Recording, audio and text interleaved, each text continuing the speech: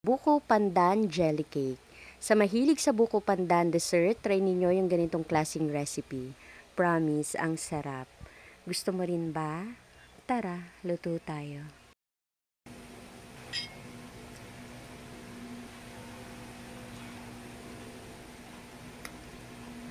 Sa recipe natin ngayon ay unahin nating ihanda yung paglalagyan ng gagawin nating dessert. At para naman po sa pinaka-base ng ating gagawing buko pandan jelly cake, gagamit ako dito ng buko pandan flavor na cake bar.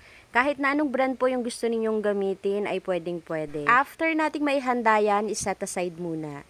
At sa isang kaserola, pagsamasamahin na natin dito yung 1 can ng evaporated milk, buko pandan gulaman, all-purpose cream, tubig, at buko pandan condensed milk. Maglalagay rin pala ako dito ng buko na kinayod at cornstarch. At pag nailagay na natin lahat ng mga ingredients para sa paggawa ng ating masarap na dessert, isalang na natin ito sa kalan. Sa pagluluto ay napakadali lang naman po. Haluin lang natin ito ng tuloy-tuloy hanggang sa kumulo. Isalin dito sa baking pan na hinanda na rin natin kanina. Pag naisali na po natin dito sa baking pan, palamigin lang muna natin yan bago natin ilagay sa chiller. Bago nga natin yan iserve, lagyan natin ng maraming cheese sa ibabaw.